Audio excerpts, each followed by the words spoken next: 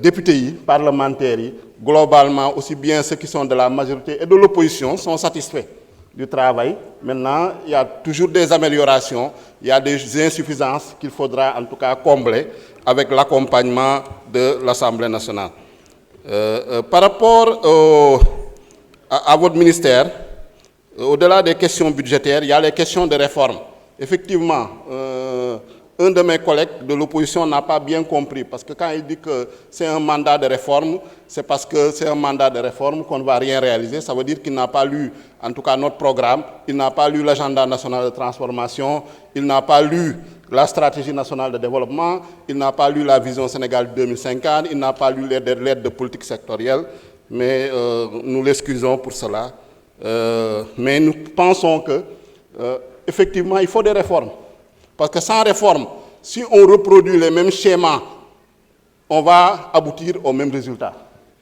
Donc il faut obligatoirement des réformes dans tous les secteurs et nous les assumons. Ces réformes-là, nous allons les mener pour apporter des ruptures. Ces réformes-là, nous allons les mener pour la transformation systémique.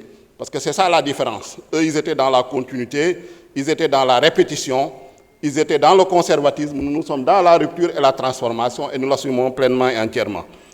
Concernant les réformes, il y a la loi d'orientation agro-silvopastorale et halieutique. Je voudrais que vous reveniez dessus. Où est-ce que vous en êtes? L'Assemblée nationale est associée à travers sa commission développement rural, mais nous sommes impatients d'avoir les résultats par rapport à ce projet de loi. Également, il y a le code pastoral qui a été adopté l'année dernière.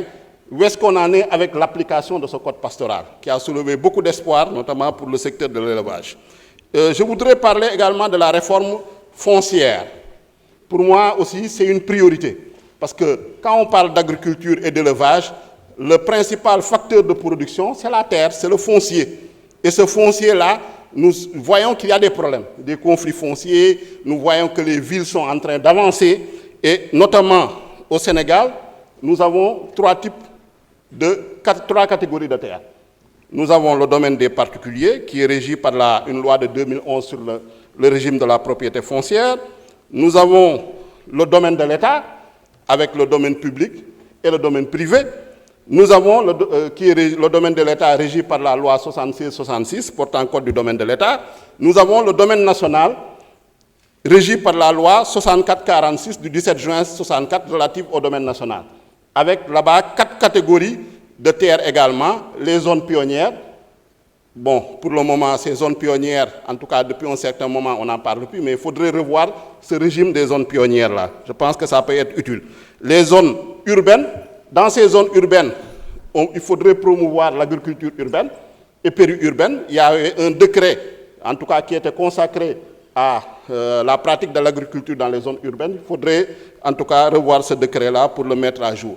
Nous avons également les zones classées. Donc c'est tout ce qui est forêt classée. Et par rapport à l'élevage, il y a les réserves sylvopastorales. Et dans les zones classées aussi, il peut y avoir, dans le cadre du code forestier, des contrats de culture. Donc pour moi, ça aussi, ce sont des instruments à promouvoir et qu'il faudrait développer. Enfin, les plus importantes pour l'agriculture, ce sont les zones de terroir, parce que ce sont les zones spécialement dédiées à l'agriculture, à l'élevage et à l'habitat rural. Et dans ces zones de terroir, il y a plusieurs difficultés. Et vous le notez, donc par rapport à l'accès aux terres, par rapport à l'affectation, parce qu'elles sont confiées aux communes, notamment les anciennes communautés rurales. Donc avec la communalisation intégrale, maintenant on ne parle plus que des communes. Il faudrait quand même revoir aussi cela, donc pour une réforme foncière.